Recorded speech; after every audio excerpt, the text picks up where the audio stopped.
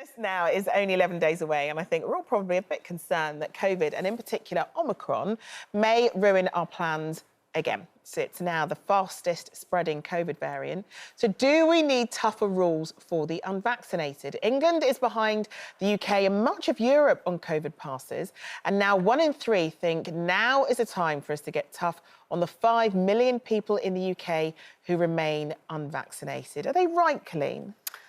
Oh, I'm still a believer that you cannot force people to do something they don't want to do. And they have their reasons why they don't want to do it. And maybe that is fear, and maybe that's brought about by fear-mongering, but they still have a right to choose, in my opinion. And I am vaccinated. I am waiting for my booster, which I can't get an appointment for, so that's handy. I'm not against the vaccinations, but I am against people feeling or being forced to have it done if they don't want it done. You know, I've got young people that I live with. Some have been vaccinated. My daughter hasn't still, and she still, provides me with a good argument of why. And I'm not going to go against her wishes. She's it must 20 be years old. incredibly frustrating for you, though, because we've done so much about COVID on this show, and we all know so much about how the vaccine protects you, and especially how 2 doses protect younger people who are, most of the people who are catching the new variant at the moment are in her age group. If she was my daughter, I would have just gone mental. Well, I can't go mental because she also puts forward a great reasons why she doesn't want to. And she can, she's done, you're saying we all know. I know what I'm being told, but equally I'm being told something else by her, which also seems valid sometimes, so I'm not going to ignore it. I am in an awkward position. Of course, as a mum, I'm thinking, oh, what if you're wrong? And, you could be spreading it to more vulnerable people or whatever. She's happy that I've had it. She's more concerned about me, but she is concerned about her long-term future, and I can't argue with that. See, I don't think... Because we don't know. I'm in favour of as many people getting vaccinated as possible, but I'm not in favour of COVID passports, which they're going to vote on in Parliament this afternoon, and which it looks like up to 70-something Tory MPs are going to vote against. And the reason why I'm against COVID passports, which is if a COVID passport is something you get after you've had 2 jabs, we know that you've got to have the booster jab as well to be, really immune to the virus. Not immune, but to have a 75% immunity.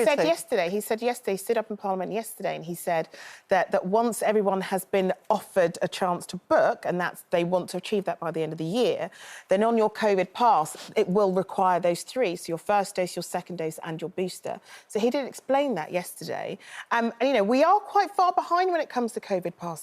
Elsewhere in the UK, I mean, England, yes, they're voting on it within England, but elsewhere within the UK, they've already been using it. I mean, in Wales, it's mandatory to show a COVID pass if you want to get into a cinema or venue, or display a negative lateral flow test. So, and I think it's 16 countries in Europe, so it's not like we are the only person in the world. They're discussing national policy, but actually by commercial stealth it's happening anywhere. I mean, I went to the theatre the other night and you couldn't go in unless you showed that you had a COVID passport. And I understand that, because if your company gets shut down because of COVID, then my argument with, I understand that there are people who are fearful, and I would always have a conversation with them.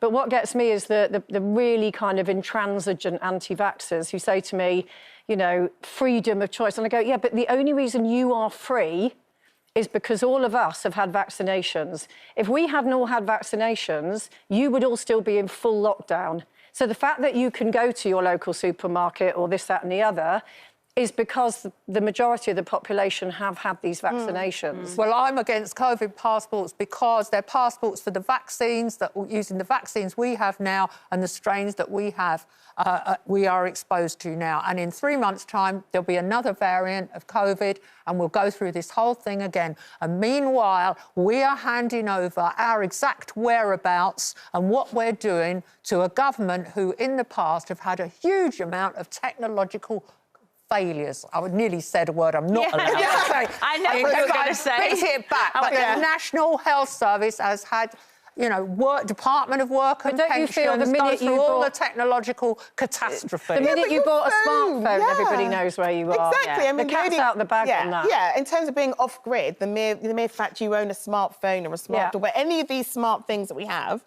people are able to see where you are at any given point. You have Find My iPhone, for goodness sake. Yeah, but you can turn it off on your phone. You do have that choice, but but smartphones, the various apps, if you have a smartphone with no apps, what's the point in having a smartphone?